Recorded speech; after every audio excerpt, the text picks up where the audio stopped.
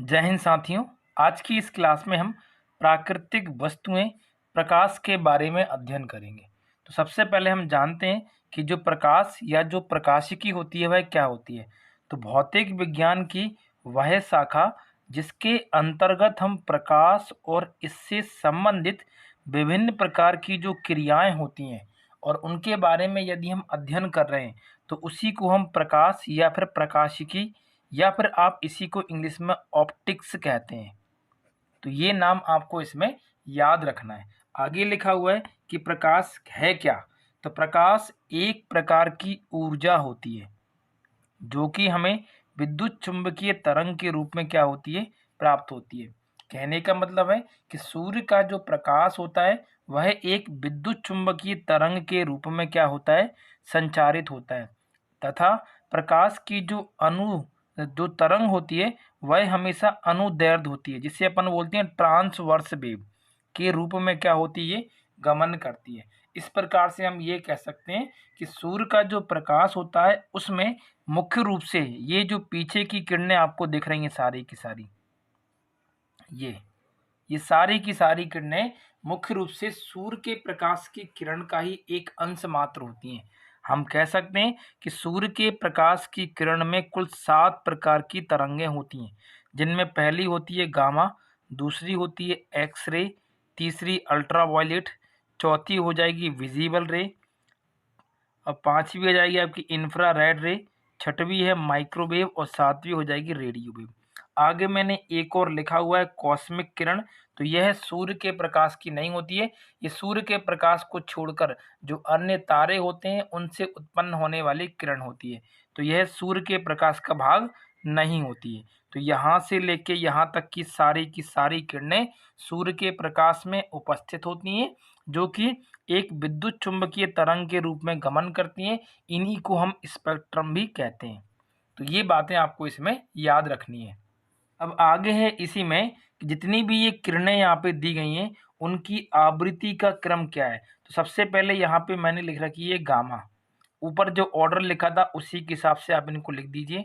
यहाँ पे हो जाएगी आपकी विजिबल, ये इंफ्रारेड रे, माइक्रोवेव और ये आखिरी वाली हो जाएगी रेडियो वेव। ठीक है।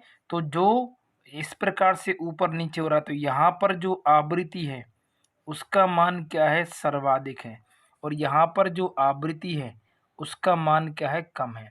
क्योंकि मैंने ध्वनि वाले चैप्टर में आपको पढ़ाया था कि जब भी कोई तरंग 1 सेकंड में जितनी बार ऊपर नीचे हो रही है उसी को हम उस तरंग की आवृत्ति कहते हैं।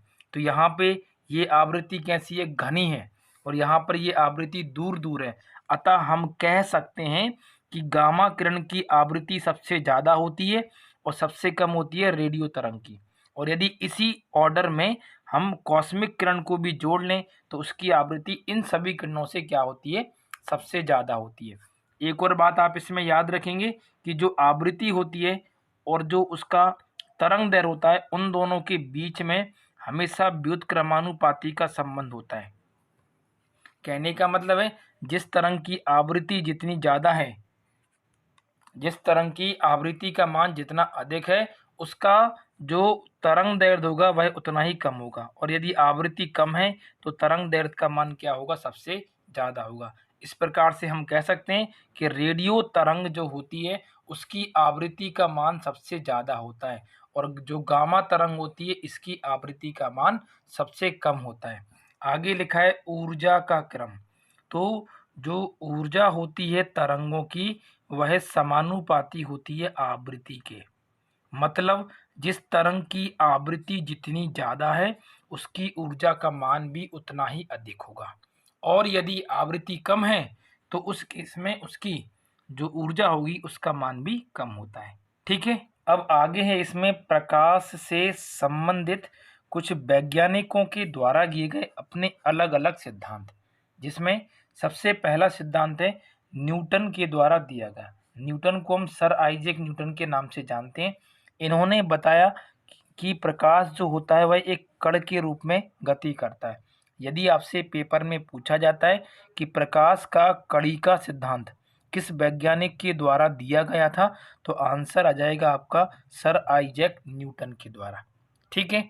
इस सिद्धांत के अनुसार मुख्य रूप से न्यूटन ने हमें ये बताया कि प्रकाश जो होता है वह छोटे छोटे कणों से मिलकर बना होता है, जिन्हें हम कणिका या कार्पयूस्कुलर कहते हैं। और जो प्रकाश के ये कण होते हैं वह एक सीधी सरल रेखा के रूप में क्या करते हैं, गति करते हैं। इसे ही हम प्रकाश का कड़ी का सिद्धांत कहते हैं। जैसे ये जो कण होते हैं वह प्रायः सूर्य के प्रकाश में, मोमबत्ती के प्रकाश में या विद्युत के प्रकाश में मुख्य रूप से हमें उत्सर्जित हुए दिखाई देते हैं। इन कणों का जो द्रव्यमान होता है लगभग नगण्य होता है, ना के बराबर। या तो आप इन्हें शून्य मान लो या आप इन्हें द्रव्यमान रहित मान सकते हैं। ठीक है। और जो प्रकाश के ये कण होते हैं वह गतिज ऊर्जा से क्या होते हैं, परिपूर्ण होते हैं, क्योंकि वह अपने स्रोत सूर्य से कहाँ बढ़ रहे होते हैं, आगे की तरफ गति कर रहे होते हैं। तो आपको इस सिद्धांत में केवल इतना सा याद रखना होता है कि प्रकाश का कड़ी का सिद्धांत किसने दिया है, तो आंसर हो जाएगा सर आइजैक न्यूटन में। प्रकाश कैसी तरंग के रूप में गमन करता है, तो प्रकाश एक सीधी सरल रेखा के रूप में गमन करता है और प्रकाश एक कण होता है। ठीक है। इसी में आगे दिया गया कि प्रकाश का जो रेखीय प्रसार होता है उसकी व्याख्या भी इसी सिद्धांत के द्वारा दी गई। अब रेखीय प्रसार का मतलब होता है कि प्रकाश एक सीधी सरल रेखा के रूप में क्या कर रहा है, गमन करता है। और इसको भी हम इसी सिद्धांत के अंतर्गत पढ़ते हैं। इस सिद्धांत के अनुसार प्रकाश का वेग विरल माध्यम की अपेक्षा सघन माध्यम में क्या होता है, अधिक होता है। कौन से वाले सिद्धांत के अनुसार, प्रकाश के रेखीय सिद्धांत के अनुसार। इन्होंने ही मतलब न्यूटन ने ही सबसे पहले प्रिज्म का प्रयोग किया था और उस प्रिज्म में से सूर्य के प्रकाश को गुजारा तो वह 7 रंगों में क्या हो गई, ऐसे विभक्त हो गई, जिसमें सबसे ऊपर की तरफ लाल रंग और सबसे नीचे की तरफ बैगनी रंग दिखाई दिया गया। इसमें मुख्य रूप से 7 रंग होते हैं जो कि आप बैजानी हपीनाला के नाम से पढ़ते हैं। अगला है हमारा हाइगेंस नामक वैज्ञानिक के द्वारा दिया गया प्रकाश का तरंग सिद्धांत। तो इस सिद्धांत के अनुसार हाइगेंस नाम के वैज्ञानिक ने हमें ये बताया कि प्रकाश एक तरंग के रूप में संचालित होती है, जिसमें उन्होंने हमें ये बताया कि प्रकाश की तरंग किस प्रकार से परावर्तित होती है और किस प्रकार से अपवर्तित होती है। इन्होंने ही हमें प्रकाश के परावर्तन और अपवर्तन के बारे में बताया।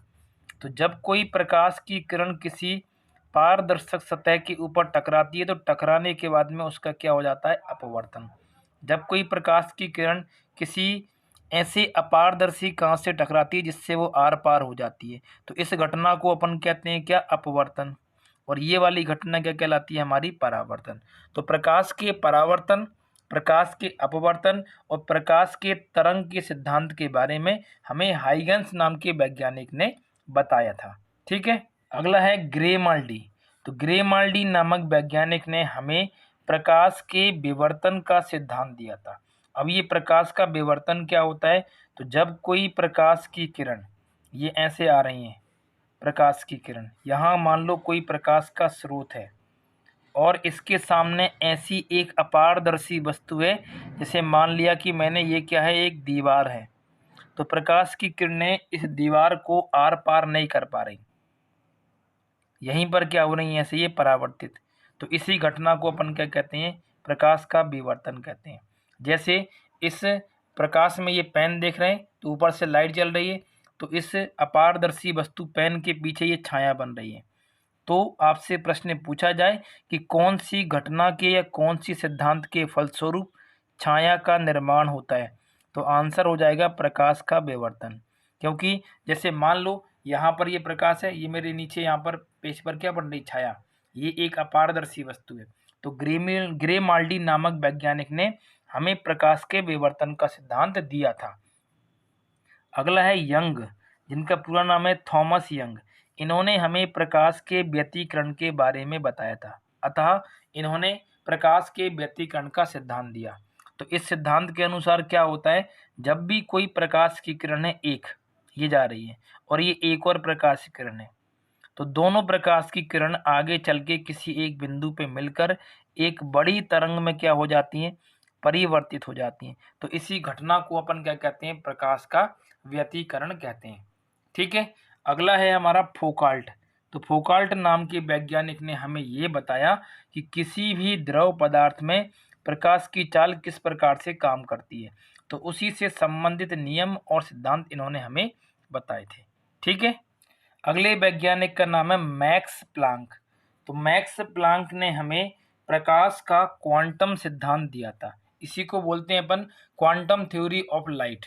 तो इस सिद्धांत के अनुसार क्या होता है, मैक्स प्लांक हमें ये बताते हैं कि सूर्य का जो प्रकाश होता है वह एक विकिरण के रूप में होता है, और इस विकिरण में क्या होते हैं, फोटान होते हैं, जो कि द्रव्यमान रहित होते हैं, क्योंकि इनका कोई भी वजन नहीं होता है। तो प्रत्येक फोटान में क्या होती है, ऊर्जा होती है, जिसे अपन क्या कहते हैं, क्वांटा कहते हैं। और यहीं से इस सिद्धांत का नाम क्या रखा गया, क्वांटम सिद्धांत। तो इसको आप इस प्रकार से समझ सकते हैं कि जो क्वांटम होता है वह क्या होता है कि सूर्य के प्रकाश की जो ऊर्जा होती है वह मुख्य रूप से छोटे छोटे पैकेटों के बंडल के रूप में गमन करती है। ये छोटे छोटे जो पैकेट होते हैं उन्हीं को अपन क्या कहते हैं, क्वांटा या फोटान कहते हैं। और प्रत्येक फोटान की अपनी एक निश्चित ऊर्जा होती है, जो कि क्या होती है, नियत होती है। तो आप तो केवल इतना सा याद रखें कि प्रकाश का क्वांटम सिद्धांत किस वैज्ञानिक ने बताया था। तो आंसर हो जाएगा मैक्स प्लांक। ठीक है, तो सबसे पहले होता है इसमें सूर्य का प्रकाश। तो सूर्य का प्रकाश किस रूप में होता है, विकिरण के रूप में। यदि विकिरण में से किसी एक कण को निकालेंगे तो क्या निकलेगा, ऊर्जा के पैकेटों का बंडल, जिसे अपन क्या बोलते हैं, फोटान कहते हैं। फोटान के अंदर क्या होती है, नियत ऊर्जा होती है, और इन्हीं को अपन क्या कहते हैं, क्वांटम कहते हैं। ठीक है, इस सिद्धांत के अनुसार कैपिटल ई मतलब ऊर्जा बराबर एच इंटू एफ होता है। एफ मतलब इसकी फ्रीक्वेंसी, एच मतलब हो जाएगा क्या, इसका प्लांक का नियतांक, और ई माने हो जाएगी पैकेटों की ऊर्जा। आपको ये वैल्यू याद रखना है, एग्जाम में कई बार पूछी जाती है कि जो प्लांक नियतांक होता है इसका मान कितना होता है। तो 6.626 इंटू 10⁻⁻34, इसका इकाई क्या होगा, जूल बटे सेकेंड। तो ये बात आपको इसमें याद रखनी है। अगला सिद्धांत है मैक्सवेल के द्वारा। तो मैक्सवेल ने हमें प्रकाश के विद्युत चुंबकीय तरंग का सिद्धांत दिया, अर्थात इन्होंने हमें बताया कि जो प्रकाश है वह एक विद्युत चुंबकीय तरंग के रूप में गमन करता है। यहाँ पे लिखा है मैक्सवेल के अनुसार जब किसी चुंबकीय विद्युत परिपथ में उच्च आवृत्ति की विद्युत धारा प्रवाहित की जाती है तो उस परिपथ के चारों ओर तरंगें उत्पन्न होती हैं। इस बात को आप ऐसे समझ सकते हैं कि हमारे घर पे जो मोटर लगी हुई है पंखे में या कूलर के अंदर, तो उसमें एक तार की बाइंडिंग होती है। तो जब उस तार के अंदर विद्युत धारा प्रवाहित होती है तो उसके चारों ओर ऑटोमेटिक एक फील्ड बन जाती है चुंबक की, चुंबक का एक क्षेत्र बन जाता है, और उसी से उत्पन्न होने वाली जो तरंगें होती हैं उन्हीं को अपन विद्युत चुंबकीय तरंग कहते हैं। तो जो सूर्य का प्रकाश है वह एक विद्युत चुंबकीय तरंग है। इस बात को किसने बताया था, मैक्सवेल नाम के वैज्ञानिक ने। ठीक है, इन्हें संचरण के लिए किसी भी प्रकार की माध्यम की आवश्यकता नहीं होती है, अतः यह निर्वात में भी चल सकते हैं। तो यदि आपसे क्वेश्चन पूछा जाए कि सूर्य का जो प्रकाश होता है उसे चलने के लिए माध्यम की जरूरत होगी कि नहीं होगी, तो आंसर हो जाएगा आवश्यकता नहीं होती है, और ये निर्वात में भी आसानी से चल लेते हैं। आगे लिखा है जब प्रकाश विद्युत चुंबकीय क्षेत्र में चलता है तो उसकी जो स्थिति होती है वह कैसी होती है, अनुप्रस्थ होती है। ठीक है, तो ये पॉइंट आपके लिए आईएमपी है, आप इस बात को इसमें याद रखेंगे। ठीक है, अगला है आइंस्टीन। तो आइंस्टीन नाम के वैज्ञानिक ने प्रकाश का फोटो इलेक्ट्रॉनिक प्रभाव का सिद्धांत या प्रकाश का विद्युत चुंबकीय तरंग, जिसे अपन फोटॉन सिद्धांत भी कहते हैं। तो इस सिद्धांत के अनुसार हमने पीछे पढ़ा था अभी कुछ देर पहले कि जो सूर्य का प्रकाश होता है वह विकिरण के रूप में उपस्थित फोटॉन के कण एवं तरंग दोनों की तरह क्या करता है, व्यवहार करता है। अभी पीछे पढ़कर आए थे अपन कि सूर्य के प्रकाश की अंदर क्या होती है, विकिरण होती है, और विकिरण के अंदर फोटान होते हैं। लेकिन ये क्या कहते हैं कि फोटान के जो कण होते हैं वह कण भी होते हैं और तरंग भी होते हैं, मतलब दोनों की तरह बिहेव करते हैं। अतः आइंस्टीन के अनुसार सूर्य के प्रकाश के विकिरण के जो फोटान है वह एक कण और एक तरंग दोनों की तरह व्यवहार करते हैं।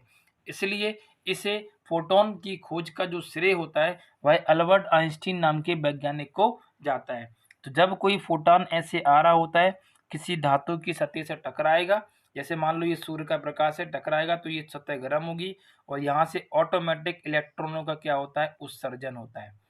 इसी घटना को अपन प्रकाश का फोटो इलेक्ट्रॉनिक प्रभाव कहते हैं। यह इलेक्ट्रॉन भिन्न भिन्न रंग के होते हैं, जो कि फोटोन और इलेक्ट्रॉनिक का निर्माण करते हैं।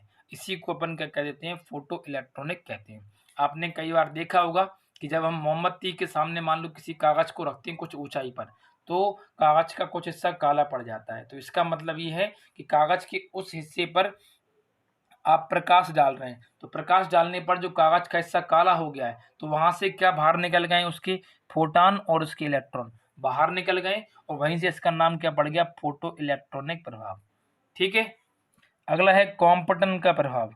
तो प्रकाश का कॉम्पटन प्रभाव आर्थर हॉली कॉम्पटन नाम के वैज्ञानिक ने दिया था। तो ये इन वैज्ञानिक का पूरा नाम है जिन्होंने कॉम्पटन प्रभाव के बारे में बताया था। कॉम्पटन प्रभाव मुख्य रूप से प्रकाश के प्रकीर्णन से संबंधित है। प्रकीर्णन का मतलब होता है प्रकाश का फैलना विभिन्न दिशाओं में। जैसे आप लोगों ने कई बार पढ़ा होगा कि दिन के समय यदि हम पृथ्वी से आकाश को देखते हैं तो उसका रंग नीला दिखाई देता है, और रात को तो फिर काला ही दिखेगा। लेकिन जब चंद्रमा से हम दिन के समय आकाश को देखते हैं तो उसका रंग दोनों स्थितियों में काला दिखाई देता है। तो ये सब क्या होता है, प्रकाश के प्रकीर्णन की वजह से होता है। तो इस सिद्धांत के अनुसार जब एक्स रे किरण को किसी हल्की धातु या तो एल्यूमिनियम या फिर ग्रेफाइट से गुजारा जाता है, तो ये दो नाम याद कर लेना कि जब एक्सरे किरण को हम किसी हल्की धातु ग्रेफाइट या एल्यूमिनियम से गुजारते हैं तो यह एक्सरे किरण को भिन्न भिन्न दिशाओं में फैला देता है। इसे ही अपन क्या कहते हैं, प्रकाश का प्रकीर्णन। ये मान लो एल्यूमिनियम की शीट है, यहाँ से आ रही है ये कौन सी रे, एक्सरे निकल के जा रही, तो इनको ये क्या कर देगा, ऐसे भिन्न भिन्न दिशाओं में क्या कर देगा, फैला देगा। तो ये घटना क्या कहलाती है, हमारी प्रकीर्णन कहलाती है। और यहीं से प्रकाश के प्रकीर्णन की घटना पहली बार प्रारंभ होती है। तो प्रकीर्णन की घटना में जो प्रकाश की तरंगदैर्घ्य होती है जिसे अपन लैम्डा कहते हैं, उसकी घात 4 इस प्रकीर्णन के व्युत्क्रमानुपाती के क्या होती है, बराबर होती है। अतः आप इसमें याद रख सकते हैं कि प्रकाश का जो प्रकीर्णन होता है वह उस प्रकाश की तरंगदैर्घ्य के चतुर्थ घात के व्युत्क्रमानुपाती होता है। ठीक है। अब इसमें आगे हैं प्रकाशीय पुंज, जिसे अपन लाइट बीम के नाम से जानते हैं। अब ये प्रकाशीय पुंज क्या होता है, तो देखिए क्या होता है कि प्रकाश की जो किरणें होती हैं उनका जो समूह होता है उसी को अपन कहते हैं प्रकाशीय पुंज। जैसे यहाँ से सूर्य का प्रकाश है, इधर से बहुत सारी किरणें क्या निकल रही हैं, बाहर निकल रही हैं ये, तो इन सभी किरणों का जो क्या बनेगा, समूह बनेगा। तो प्रकाश की किरणों के समूह को अपन क्या कहते हैं, प्रकाशीय पुंज कहते हैं। और जो प्रकाश का पुंज होता है वह मुख्य रूप से 3 प्रकार का होता है, जिसमें पहला होता है समांतर प्रकाशीय पुंज, दूसरा होता है अभिसारी प्रकाशीय पुंज, और तीसरा होता है अपसारी प्रकाशीय पुंज। तो प्रकाश का ऐसा पुंज है जिसमें प्रकाश की किरणें एक दूसरे के क्या होती हैं, समांतर होती हैं, उसी को अपन प्रकाशीय या समांतर प्रकाशीय पुंज कहते हैं। और ये घटना होती है किसके अंदर, लेजर के अंदर। ठीक है। दूसरा दिया है प्रकाश का अभिसारी पुंज। तो प्रकाश का ऐसा पुंज जिसमें प्रकाश की किरणें किसी एक बिंदु पर आकर क्या हो जाएं, इकट्ठी हो जाएं। तो आपने देखा होगा ये उत्तल लेंस जो कि इस तरह से होता है, जब इसमें सूर्य का प्रकाश डाला जाता है तो ये अपने अंदर पड़ने वाले सभी के सभी प्रकाश को एक बिंदु पर क्या कर देता है, इकट्ठा कर देता है। तो जो उत्तल लेंस होता है इसी को अपन क्या कहते हैं, अभिसारी लेंस कहते हैं। तो ये नाम आप पढ़ लेना कि उत्तल लेंस को ही हम अभिसारी लेंस कहते हैं।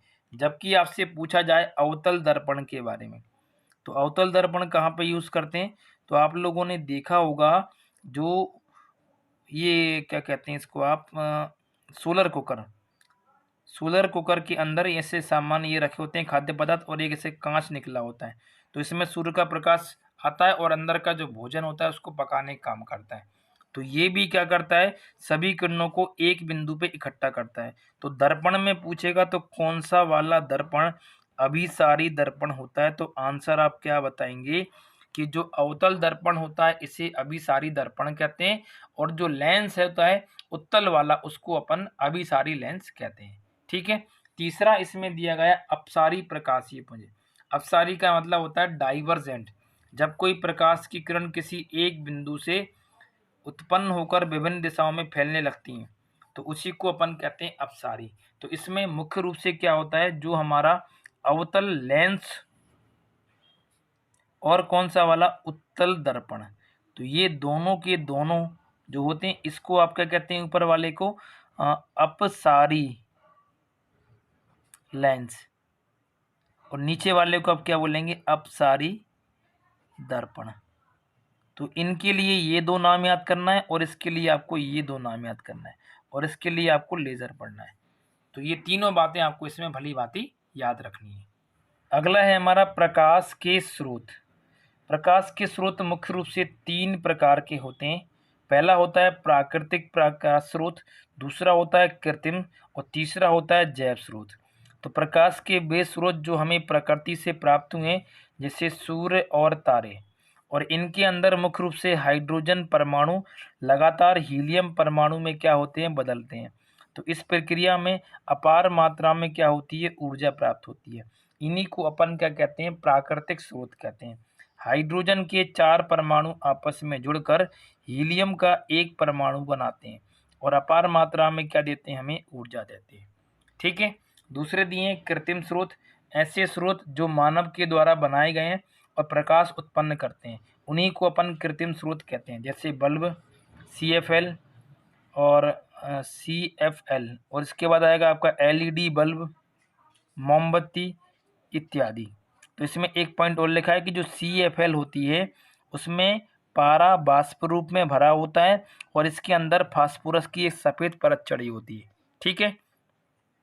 अगला है प्रकाश का जैव स्रोत, जिसे अपन बायोलुमिनिसेंस सोर्स कहते हैं। मतलब प्रकाश का ऐसा स्रोत जो सजीव होता है, जिनमें जान होती है, जो कि जीव जंतुओं के द्वारा उत्पन्न होता है, उसी प्रकाश को अपन जैव प्रकाश कहते हैं। जैसे जुगनू और तारपीडो मछली, ये रात के समय सामान्यतः प्रकाश उत्पन्न करते हैं, इसलिए इन दोनों को अपन जैव स्रोत कहते हैं। नीचे एक नोट लिखा हुआ है, इसमें नोट में आपको बताया गया है कि जितने भी प्राकृतिक स्रोत हैं और कृत्रिम स्रोत हैं, ये प्रकाश के साथ साथ ऊष्मा भी उत्पन्न करते हैं, लेकिन जो जैव स्रोत होता है यह केवल और केवल प्रकाश उत्पन्न करता है, यह ऊष्मा उत्पन्न नहीं करता है। ठीक है। अगला है प्रकाश के आधार पर वस्तुओं के प्रकार। तो प्रकाश के आधार पर वस्तुएं मुख्य रूप से 5 प्रकार की होती हैं। पहली है हमारी प्रदीप्त वस्तुएं, दूसरी हैं अप्रदीप्त वस्तुएं, तीसरी हैं पारदर्शक वस्तुएं, चौथी हैं अपारदर्शक वस्तुएं और पांचवी हैं अर्धपारदर्शक वस्तुएं। तो सबसे पहले अपन जानते हैं पहली वस्तुएं। तो प्रकाश की ऐसी वस्तुएं जिनके पास स्वयं का प्रकाश होता है और जो स्वयं के प्रकाश से क्या होती हैं, प्रकाशित होती हैं, अथवा इसकी एक और परिभाषा होती है, ऐसी वस्तुएं जिनमें ऊर्जा का क्या होता है, रूपांतरण होता है। ऊर्जा का क्या हो जाए, रूपांतरण। उन वस्तुओं को भी अपन क्या कहते हैं, प्रदीप्त वस्तुएं कहते हैं। जैसे मोमबत्ती की बात करें तो मोमबत्ती रासायनिक ऊर्जा को प्रकाशीय ऊर्जा में बदलती है। जो बल्ब होता है वह विद्युतीय ऊर्जा को प्रकाशीय ऊर्जा में बदलता है। और सूर्य के अंदर भी क्या होती है, रासायनिक अभिक्रिया होती है, क्योंकि उसमें हाइड्रोजन का संलयन होता है। तो जितने भी हमारे पास प्रकाश के स्रोत हैं जिनमें ऊर्जा का रूपांतरण होता है और जो स्वयं के प्रकाश से प्रकाशित होते हैं, उन सभी वस्तुओं को अपन प्रदीप्त वस्तुएं कहते हैं। जैसे सूर्य, तारा, विद्युत बल्ब, मोमबत्ती और इत्यादि। ठीक है। दूसरा है अप्रदीप्त वस्तुएं।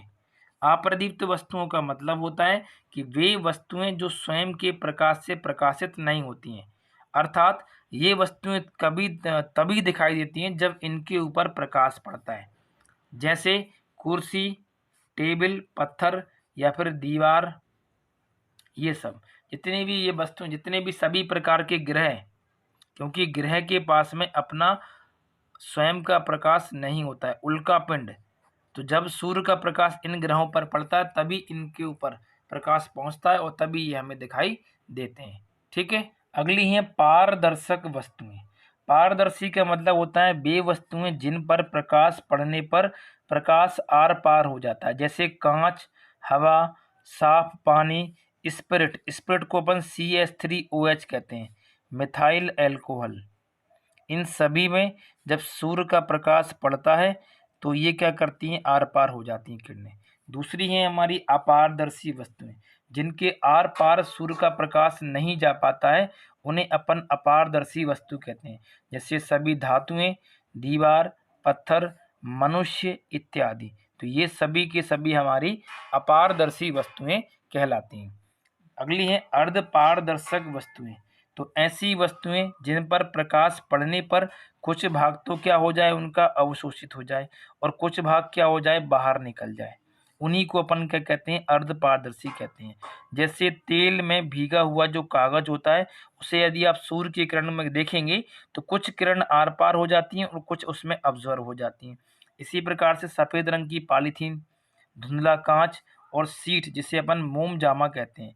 तो ये सारे के सारे जो एग्जाम्पल हैं, इनमें से कुछ प्रकाश अवशोषित होता है और कुछ क्या हो जाता है, परावर्तित। तो इन्हीं को अपन क्या कहते हैं, अर्धपारदर्शक वस्तुएं कहते हैं। ठीक है। अब आगे दिया गया है इसमें छाया। छाया को आप ब्रो या शैडो के नाम से भी जानते हैं। तो छाया कब बनती है, जब किसी प्रकाश के मार्ग में कोई अपारदर्शी क्या आ जाए, वस्तु आ जाए, जिससे प्रकाश की किरण उस अपारदर्शी वस्तु को आर पार ना कर पाए, तो उसके पीछे की तरफ क्या बन जाती है, छाया बन जाती है। छाया मुख्य रूप से दो प्रकार की होती हैं। एक होती है प्रच्छाया जिसे आप अम्ब्रो कहते हैं, दूसरी होती है उपछाया जिसे आप पेनम्ब्रो कहते हैं। गहरी काली छाया प्रच्छाया कहलाती है और कम गहरी काली छाया उपछाया कहलाती है। जैसे मैं यदि यहाँ पे अपनी उंगली को पीछे करूँ तो आप उंगली के जो नीचे वाला हिस्सा यहाँ पर जो दिख नहीं रहा आपको, तो ये वाला, तो दो हिस्से बन रहे हैं, एक तो बनती है हल्की सी धुंधली और एक बनती है डार्क। तो जो डार्क वाली होती है उसको कहते हैं प्रच्छाया और जो कम धुंधली होती है उसको बोलते हैं अपन उपछाया, जो कि यहाँ पर लिखे हुए हैं मैंने दोनों के दोनों नाम। ठीक है। और इस डायग्राम की सहायता से भी आप इसे समझ सकते हैं। डायग्राम में यहाँ पर सूर्य दिया गया है, बीच में है पृथ्वी और यहाँ पर आखिरी में क्या है, चंद्रमा। तो जब कभी यहाँ पर आपका क्या हो जाएगा, ये चंद्रमा, और स्टार्टिंग में यहाँ पर क्या है आपका सूर्य। तो जब कभी सूर्य और चंद्रमा के बीच में कौन आ जाए, पृथ्वी आ जाए, जिससे सूर्य का प्रकाश पृथ्वी पर पड़ेगा और पृथ्वी की छाया किस पर पड़ती है, चंद्रमा पर। तो उसी को अपन कहते हैं चंद्र ग्रहण। कौन सा ग्रहण करेंगे, इसी को अपन चंद्र ग्रहण या लूनर इक्लिप्स। और इस स्थिति में जो बीच वाला डार्क वाला पार्ट आप देख रहे हैं, ये कहलाती है गहरी काली छाया, जिसे अपन क्या कहते हैं, प्रच्छाया कहते हैं। और जो कम धुंधली दिख रही है आपको, ये वाली, इसको बोलते हैं पेनम्ब्रो, मतलब ये कहलाएगी हमारी उपछाया। ठीक है। और इसमें आप हमेशा याद रखना कि जो चंद्र ग्रहण होता है वह हमेशा पूर्णिमा के दिन पड़ता है। कब पड़ता है, पूर्णिमा, जिस दिन फुल मून होता है। ठीक है।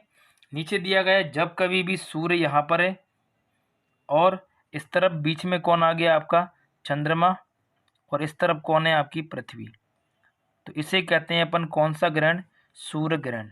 तो आप इसमें याद रखेंगे कि जब कभी भी सूर्य और पृथ्वी के बीच में चंद्रमा आ जाए तो उस स्थिति में चंद्रमा की जो छाया होती है वह पृथ्वी पर पड़ती है, जिससे पृथ्वी पर स्थित व्यक्ति को सूर्य स्पष्ट रूप से दिखाई नहीं देता है। इस घटना को अपन सूर्य ग्रहण कहते हैं और सूर्य ग्रहण हमेशा अमावस्या के दिन लगता है।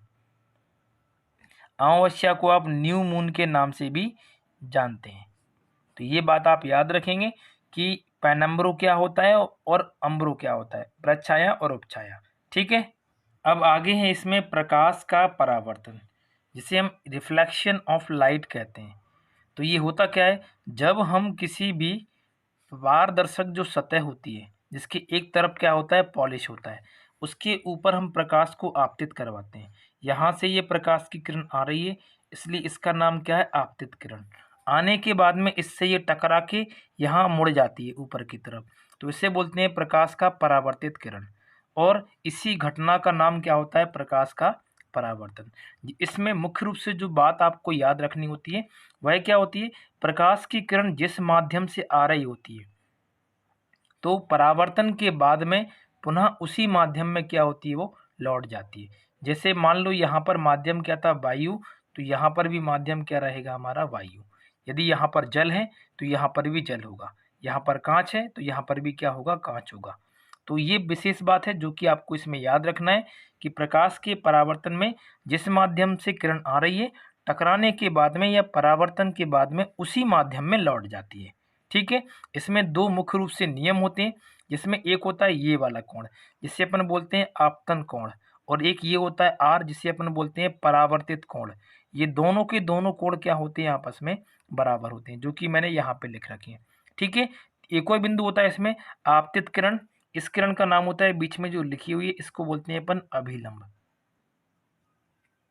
तो आपतित किरण, अभिलंब और परावर्तित किरण तीनों एक ही तल के बिंदु पर क्या होते हैं, उपस्थित होते हैं। इसी को अपन कहते हैं परावर्तन का दूसरा नियम।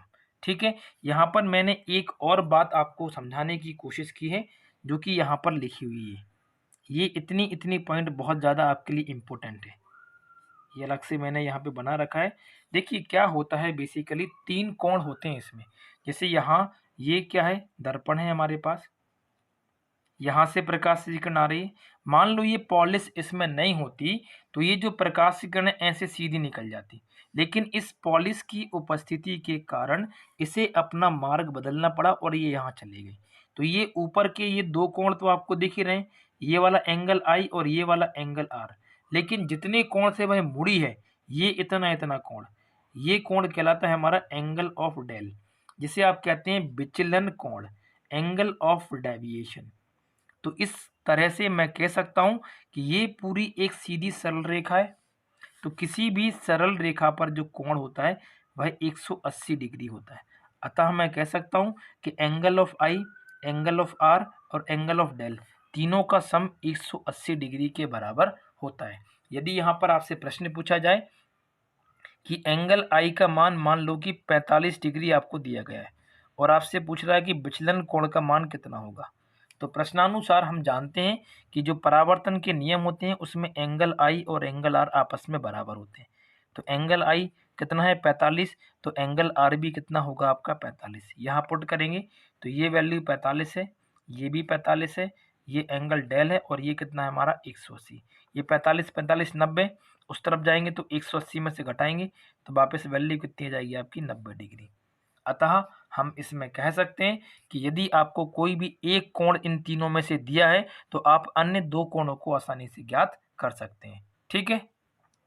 अब आगे इसमें दो डायग्राम बने हुए हैं जिसमें आपको दो तरीके के परावर्तन है उनको समझाने की कोशिश की जा रही है।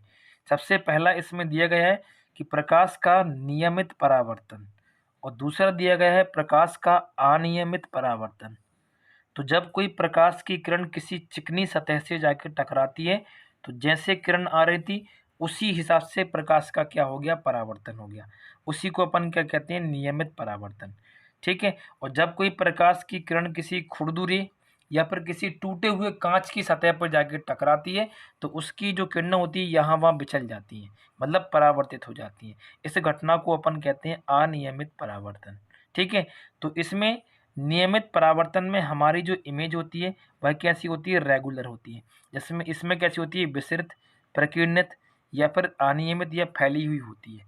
तो ये दोनों बातें आपको याद रखना है कि प्रकाश का नियमित परावर्तन कब होता है और प्रकाश का अनियमित परावर्तन कब होता है। तो ये दोनों बातों को आपको इसमें याद रखना है। अब आगे है इसमें नया हेडिंग जिसका नाम है मिरर या दर्पण। दर्पण कब बनता है, तो आपको याद रखना है जब भी हम किसी पारदर्शी शीशे को लेते हैं जिसके हम आर पार देख पा रहे हैं तो उसकी किसी भी एक सतह को आप कलई कर दें। कलई करने का मतलब होता है पॉलिश करना। यदि आप उसे पॉलिश कर देंगे तो पॉलिश करने के तुरंत बाद वो क्या बन जाएगा, दर्पण बन जाएगा। लेकिन समस्या ये होती है कि पॉलिश किस चीज़ से किया जाए। तो किसी भी पारदर्शी शीशे को दर्पण बनाने के लिए उसके पीछे या तो सिल्वर नाइट्रेट जिसे अपन AgNO3 या फिर पारा जिसे आप मरकरी कहते हैं या फिर लाल ऑक्साइड, ये तीन तरह के केमिकल होते हैं। इन तीन केमिकलों में से किसी भी एक केमिकल का आप प्रयोग कर सकते हैं दर्पण बनाने के लिए। तो पेपर में क्वेश्चन पूछा जाता है कि दर्पण बनाने के लिए किस प्रकार के केमिकल की कलई की जाती है। कलई का मतलब हो जाएगा पॉलिश की जाना। तो सिल्वर नाइट्रेट या पारा या फिर रेड ऑक्साइड, इन तीन में से किसी एक का हम पॉलिश कर सकते हैं। आगे दिए हैं हमको कि जो दर्पण होते हैं सामान्यतः दो प्रकार के होते हैं। पहले होते हैं हमारे समतल दर्पण और दूसरे होते हैं हमारे गोलीय दर्पण। और आगे चल के गोलीय दर्पण भी दो भागों में जाके बढ़ जाता है। जिसमें एक होता है अवतल दर्पण और दूसरा होता है हमारा इसमें उत्तल दर्पण। ठीक है, तो सबसे पहले हम इसमें समतल दर्पण के बारे में पढ़ेंगे। तो समतल दर्पण क्या होता है? ऐसा दर्पण जिसके दोनों तल एकदम सपाट होते हैं, उसी को अपन क्या कहते हैं? समतल दर्पण कहते हैं। सपाट का मतलब होता है प्लेन। ठीक है, तो समतल दर्पण का जो प्रतिबिंब होता है वह परावर्तित किरणों के मिलने पर या मिलती हुई प्रतीत किरणों की स्थिति के आधार पर होता है। जैसे कि मान लो यह एक क्या है, मेरे पास समतल दर्पण है जो कि मैंने खड़ा करके लगा दिया है। इसमें यहाँ पर मैंने एक क्या रख दी है? वस्तु रख दी। ये क्या है? इसकी एक वस्तु, और जो कि इस दर्पण से लगभग मान लो x मीटर की दूरी पे रखी है। तो इस वस्तु का जो प्रतिबिंब होगा वह दर्पण के पीछे बनेगा। ठीक, कितनी दूरी बनेगा? x दूरी पर। तो ये क्या होगा? इसका प्रतिबिंब। तो देखिए होता क्या है, मुख्य रूप से समतल दर्पण में वस्तु जितनी ऊंचाई की होती है, जैसे मान लो ये इसकी ऊंचाई h है, तो प्रतिबिंब भी कितनी ऊंचाई का बनेगा? h ऊंचाई का। वस्तु दर्पण से जितनी दूरी पे रखी है उतनी ही दूरी पर क्या बनता है? उसका प्रतिबिंब बनता है। इसका क्वेश्चन पूछा जाता है, यदि कोई वस्तु समतल दर्पण से 10 सेंटीमीटर की दूरी पे रखी है तो आप बताओ दर्पण से प्रतिबिंब कितनी दूरी पे बनेगा? तो आंसर आ जाएगा 10 सेंटीमीटर। और यदि आपसे पूछा जाए इसी क्वेश्चन में कि वस्तु से प्रतिबिंब कितनी दूरी पे बन रहा है, तो ये रही वस्तु हमारी, ये रहा प्रतिबिंब, 10 और 10 कितना हो जाएगा टोटल? 20 सेंटीमीटर। तो ये दोनों तरह के प्रश्न आपको इसमें याद रखना है कि हमेशा समतल दर्पण में जितनी दूरी पर वस्तु रखी होती है उतनी ही दूरी पर दर्पण से प्रतिबिंब बनता है। अगला बिंदु रहेगा, यदि प्रतिबिंब की ऊंचाई h है, ये पहले पढ़ते हैं वस्तु की।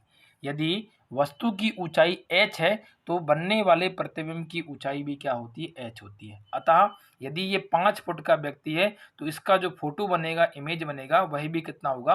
5 फुट के बराबर होगा। ठीक है, आगे इसके कुछ और बिंदु दिए गए, जिसमें पहला बिंदु दिया गया आपको आभासी प्रतिबिंब। देखिए होता क्या है, वस्तु रखिए इस तरफ, प्रतिबिंब का बन रहा है दर्पण के पीछे। तो हमेशा आप याद रखो, किसी भी प्रकार का दर्पण हो, यदि वस्तु दर्पण के इस तरफ है और प्रतिबिंब इस तरफ बन रहा है तो वह प्रतिबिंब हमेशा आभासी होता है। ठीक है, और x बराबर दिया है बाय, इसका मतलब ये है कि यहाँ से यहाँ तक की दूरी और यहाँ से यहाँ तक की दूरी क्या है? आपस में बराबर है, जो कि इस डायग्राम को लेकर दिया गया है। ठीक है, आगे लिखा है प्रतिबिंब कैसा बनेगा? सीधा बनेगा या उल्टा बनेगा? तो जब जब प्रतिबिंब आभासी होता है तो उसकी प्रकृति हमेशा कैसी होती है? सीधी होती है। आगे लिखा है समतल दर्पण में प्रतिबिंब हमेशा पार्श्व परिवर्तन होता है। इसका मतलब ये होता है कि शरीर का दायां हाथ बाएं हाथ की तरफ और बायां हाथ दाएं हाथ की तरफ होता है। इसी को अपन पार्श्व प्रतिबिंब कहते हैं। और प्रतिबिंब की जो आकृति होती है वह मुख्य रूप से कैसी होती है? समान होती है। ठीक है, अब आगे है समतल दर्पण से संबंधित महत्वपूर्ण बिंदु। तो सबसे पहला बिंदु इसमें हमें दिया गया है कि यदि समतल दर्पण में हमें किसी भी वस्तु का पूरा प्रतिबिंब देखना है तो उस वस्तु की जो भी हाइट है उस हाइट से कम आधी हाइट का क्या होना चाहिए? दर्पण होना चाहिए। जैसे मैं कहूँ कि मेरी हाइट 5 फुट है और मेरे सामने एक ऐसा समतल दर्पण लगा है जिसमें मुझे अपनी पूरा फोटो देखना है, पूरा प्रतिबिंब देखना है, तो मेरी हाइट का जो ये दर्पण होगा वह कितना होना चाहिए? आधा होना चाहिए। अतः किसी भी वस्तु का समतल दर्पण में पूरा प्रतिबिंब देखने के लिए वस्तु की ऊंचाई का आधी ऊंचाई का दर्पण होना चाहिए। ठीक है, अगला बिंदु दिया गया है कि समतल दर्पण में वस्तु और वस्तु के आभासी प्रतिबिंब की दूरी हमेशा क्या होती है? बराबर होती है। और प्रतिबिंब और वस्तु का आकार भी आपस में क्या होता है? बराबर होता है। इसके बाद नेक्स्ट बिंदु दिया हुआ है कि वस्तु का जो प्रतिबिंब होता है वह पार्श्वीय उल्टा होता है, मतलब दायां हाथ बाईं ओर और बायां हाथ दाईं ओर होता है। अगला बिंदु दिया है कि यदि समतल दर्पण को अपन थीटा कोण से घुमाते हैं तो उसके अंदर का जो परावर्तित कोण है, जिसे अपन एंगल ऑफ आर कह रहे थे, वह 2 थीटा कोण से घूम जाएगा। यदि मैं यहाँ क्वेश्चन दूं कि यदि समतल दर्पण को अपन 45 डिग्री के कोण से घुमाते हैं तो परावर्तित कोण कितना हो जाएगा, तो आंसर हो जाएगा 45 दूनी 90 डिग्री के बराबर। ठीक है, अगला बिंदु है, यदि कोई भी वस्तु v चाल से दर्पण की तरफ आती है तो दर्पण के अंदर का जो प्रतिबिंब है वह दुगनी चाल से अपनी ओर आता हुआ प्रतीत होगा। तो ये बात भी आपको इसमें याद रखनी है।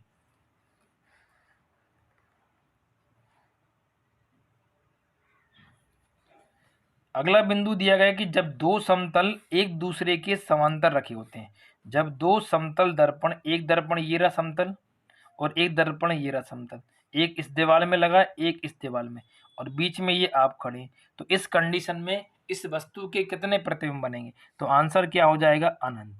अब ये अनंत क्यों होता है इसके बारे में मैं अभी आपको एक फॉर्मूले से समझा देता हूँ।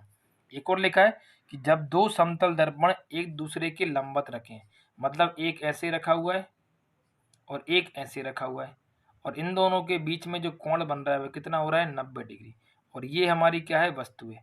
तो इस कंडीशन में इस वस्तु के प्रतिबिंबों की संख्या कितनी होती है, 3 होती है।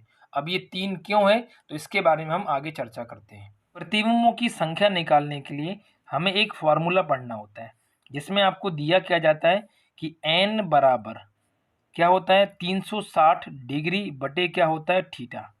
तो इसी के बिहाफ पर ये हमारा पूरा इमेज निकलता है। तो आप देखिए यहाँ से समझने की कोशिश करें कि यदि हमें n का मान इस प्रकार दिया है कि 360 बटे क्या दिया है, थीटा। यदि आपको क्वेश्चन में जो भी थीटा का मान दे रखा है, यदि वह थीटा कैसा है, सिमिट्रिकल है। सिमिट्रिकल का मतलब है यदि आप उसमें 2 का भाग लगाएंगे और 2 बराबर भागों में बढ़ जाएगा बिना दशमलव के, तो उसको अपन बोलते हैं सिमिट्रिकल। जैसे कि ये होता है, मतलब बीच में 2 बराबर भागों में बढ़ जाए। और एक होता है असिमेट्रिकल। असिमेट्रिक का मतलब होता है कि ऐसे कोण जिनमें अपन 2 का भाग लगाएं तो एक कोण कुछ और आ रहा है, दूसरा कोण कुछ और आ रहा है, मतलब दशमलव में मान आ जाए तो वो कोण कहलाता है असममितीय, और दशमलव में मान ना आए तो वो कोण कहलाता है सममितीय कार। तो जब n का मान क्या हो, सम संख्या आ रही, तो बनने वाले प्रतिबिंब कितने होते हैं, n-1 होते हैं। कब, जब कोण आपका क्या दिया हो, सममितीय कार दिया हो। और यदि कोण आपका सममितीय कार दिया है और n का मान यदि विषम है, तब भी कोण क्या होते हैं आपके, n-1 होते हैं। लेकिन जब असममितीय कार होता है तो कोण का मान केवल n के बराबर होता है।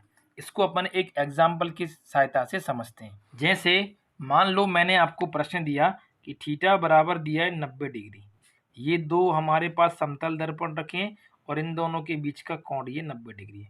तो इसमें यदि कोई वस्तु खड़ी है तो कितने कोण बने, तो कितने उसके फोटो बनेंगे। तो n बराबर क्या दिया है, 360 बटे थीटा, थीटा का मान दिया है 90।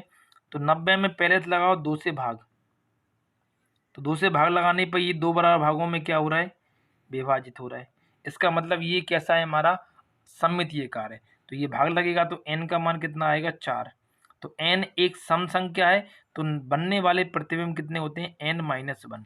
तो 4 में से 1 घटाएंगे तो वैल्यू कितनी आएगी आपकी, 3, और 3 इसका क्या हो जाएगा, सही उत्तर हो जाएगा। एक और क्वेश्चन है कि दो समतल दर्पण एक दूसरे के समांतर हैं, तो कोण कितना होता है, 0 डिग्री। तो n बराबर आ जाएगा 360 बटे 0, 0 से 360 में भाग लगाएंगे तो वैल्यू क्या होगी, अनंत। तो बनने वाले प्रतिबिंब भी कितने हो जाएंगे उस केस में, अनंत के बराबर। ठीक है, आगे है समतल दर्पण के उपयोग। तो दैनिक जीवन में समतल दर्पण का उपयोग हम आईने के रूप में सबसे ज़्यादा करते हैं। और दूसरा जो इसका उपयोग होता है वह एक यंत्र जिसे अपन कैलियोडोस्कोप या बहुदर्शी कहते हैं, और दूसरा एक और यंत्र होता है जिसको अपन क्या कहते हैं, परिदर्शी या पेरिस्कोप। इन दो यंत्रों में भी समतल दर्पण का ही प्रयोग होता है। ठीक है, तो सबसे पहले आप जान लीजिए कि जो बहुदर्शी होता है वह क्या होता है। तो इस प्रकार से 3 समतल दर्पणों को आपस में जोड़ा जाता है, जो कि यहाँ आपको ये दिखाई दे रहे हैं, जिसमें इनको 60-60 डिग्री के कोण पर रखा जाता है। पेपर में इससे क्वेश्चन इसी प्रकार से आते हैं कि जो हमारा बहुदर्शी होता है इसमें कुल कितने समतल दर्पणों का प्रयोग होता है। तो आंसर कितना आएगा, पहले 3। प्रत्येक समतल दर्पण कितने डिग्री कोण पर रखा होता है, तो आंसर आएगा 60 डिग्री। तो इसके में जो परावर्तक सतह होती है वह कहाँ होती है, अंदर की तरफ। पूछता है कि इसकी जो परावर्तक सतह है, मतलब जिस सतह के सामने हम खड़े होते हैं उसी सतह को अपन बोलते हैं परावर्तक। तो इनकी परावर्तक सतह कहाँ होती है? अंदर की तरफ। ठीक है, दर्पण के सामने हम खड़े होते हैं, जिसमें हम अपना मुंह देख रहे होते हैं, वही सतह कहलाती है परावर्तक। तो इनमें ये सतह कहाँ होती है? अंदर की तरफ। ठीक है, और एक और वैल्यू होती है इसमें कि ये जब आपस में जोड़े जाते हैं तो इनका उपयोग कहाँ होता है? तो बच्चों के जो खेल खिलौने होते हैं तो उनमें इसका मुख्य रूप से प्रयोग किया जाता है। ठीक है, अगला है परिदर्शी, जिसे अपन पेरिस्कोप कहते हैं। याद रखना, आईएमपी है आपके एग्जाम के लिए। मान लो आप किसी भी बंकर में नीचे छिपे हुए हैं और आपको यहाँ से किसी बाहर की वस्तुओं को देखना है, तो ये ऐसे करके एक यंत्र बना होता है इस टाइप से, जिसमें एक यहाँ पर दर्पण और एक यहाँ पे दर्पण लगा है, जो कि ये देख रहे हैं आप। तो परिदर्शी में कितने समतल दर्पणों का प्रयोग करते हैं? तो आंसर हो जाएगा 2। प्रत्येक समतल दर्पण कितने डिग्री के कोण पर रखा होता है? तो आंसर आएगा 45 डिग्री। इसमें ये पॉलिश अंदर की तरफ है, तो इसकी जो परावर्तक सतह होती है वो बाहर की तरफ होती है। उस वाले में कहाँ थी? अंदर की तरफ। उसके बाद इसका यूज कहाँ पे करते हैं? तो सबसे बढ़िया जो इसका उदाहरण है भाई क्या होता है? पनडुब्बी। तो पनडुब्बी में यदि कोई सैनिक है और वो समुद्र के बाहर की वस्तुओं को देखना चाहता है तो इस यंत्र की सहायता से देख सकता है। एक और हो जाएगा तल घरों में। तल घरों में भी हम बाहर की वस्तुओं को देखने में इसी का प्रयोग करते हैं। ठीक है, तल घर। और एक और हो जाएगा आपका क्या? बंकर। तो इन 3 जगह पर रहकर हम बाहर की वस्तुओं को देखने के लिए पेरिस्कोप का यूज करते हैं। ठीक है, इस क्लास की जो पीडीएफ होगी वह आपको टेलीग्राम के चैनल पर शेयर कर दी जाएगी, वहां से आप इसे प्राप्त कर सकते हैं। तो आज की क्लास के लिए इतना ही, मिलते हैं हम अगली क्लास में। तब तक के लिए नमस्कार, धन्यवाद।